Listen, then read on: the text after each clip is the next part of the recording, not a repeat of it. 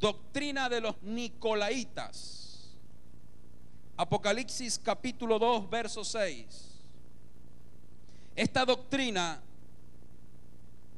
fue, según algunos, los padres de la iglesia, paradójicamente, fue creada por un diácono de la iglesia, Nicolás. Hechos capítulo 6, versículo 5.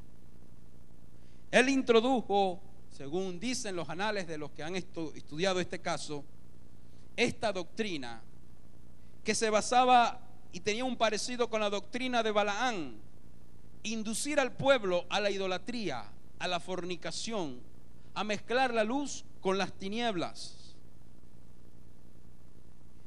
También la Biblia, ya lo revisamos, 2 de Pedro 2, 1 al 3, se levantaron falsos profetas. Según Deuteronomio, para comprobar si una persona habla de parte de Dios, simplemente hay que saber si lo que dice esa persona se cumple o no.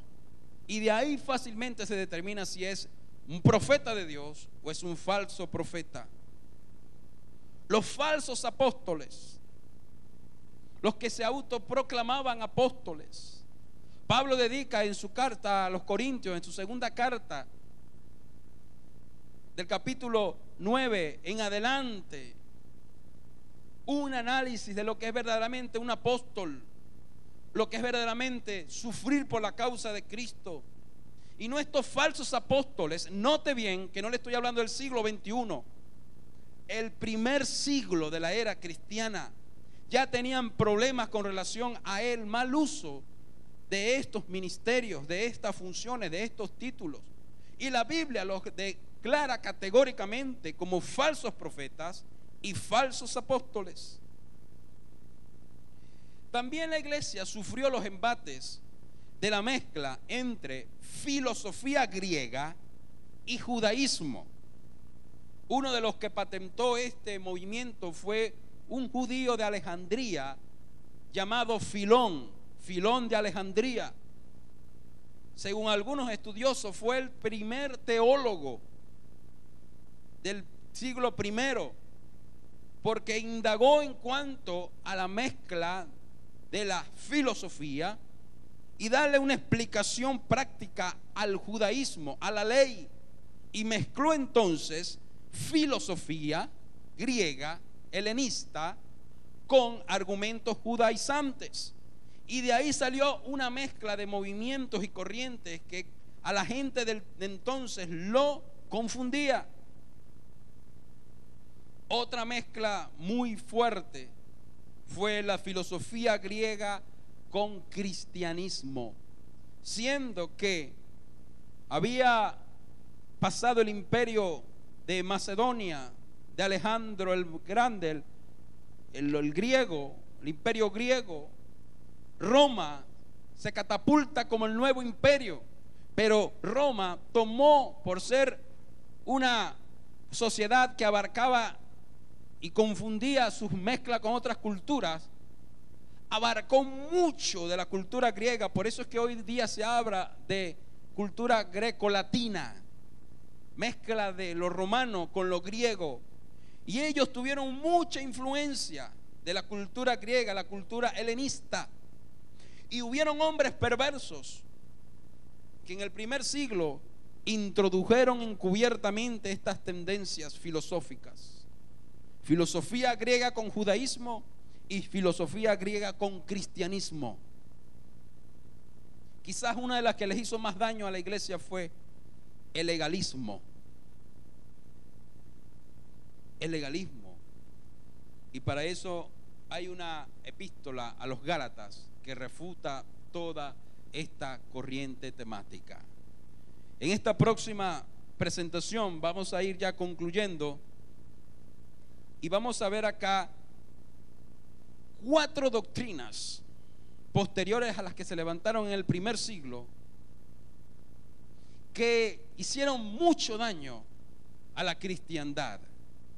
Fueron las doctrinas de error que abarcan del siglo I al siglo IV. Son muchas, pero por razón de tiempo me voy a remitir a estas 4. Son las siguientes.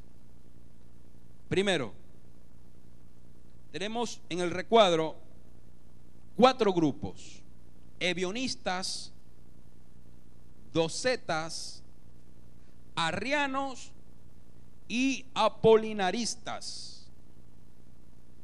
Ebionistas, docetas, arrianos y apolinaristas.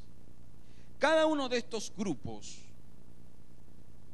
o movimientos que se levantaron en el siglo del primero al cuarto nos hablan de una sola corriente que atacó fuertemente al cristianismo. Atacaron la divinidad de nuestro Señor y la humanidad de nuestro Señor. Ebionistas en el siglo I. Los ebionistas eran una secta judeocristiana. Los orígenes de este movimiento son oscuros. El primero en referirse a ellos utilizando este nombre fue Ireneo. Algunos entienden que son anteriores a Jesús y que Juan el Bautista perteneció a la secta. Otros consideran su surgimiento como resultado de la influencia de sobrevivientes de Qumran en la iglesia judeocristiana. El énfasis de ellos era con relación a la humanidad y divinidad de Cristo. Ellos afirmaban que Cristo se hizo hombre, pero negaban la deidad, la divinidad de Cristo. Esa era la filosofía básicamente de los ebionistas. El otro grupo que se levantó fueron los docetas, siglo II. Ellos, con relación a la humanidad de Cristo, la negaban. Cristo no se hizo carne, Cristo no tomó forma humana, Cristo no era un hombre 100%, y reducían la deidad, la disminuían. Entonces, ni afirmaban ni negaban ni la deidad ni la humanidad. Herejía cristiana con orígenes helenísticos y orientales. El docetismo sostiene que Jesús no era real como ser humano, sino que parecía serlo. En otras palabras, Jesucristo, por decirlo así, era una aparición, era algo como un fantasma, no tenía cuerpo físico. El otro grupo conocido por muchos es el arrianismo, siglo IV. Ellos negaban totalmente la deidad, la humanidad de Jesús, y mutilaban, partían la deidad de Jesús. Básicamente, dando una concepción rápida, movimiento teológico en el cristianismo.